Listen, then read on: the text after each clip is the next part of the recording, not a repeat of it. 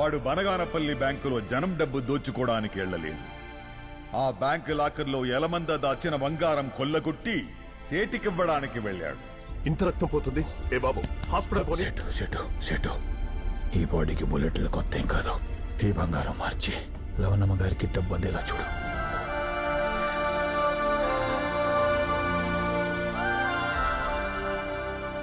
Madam Prime Minister,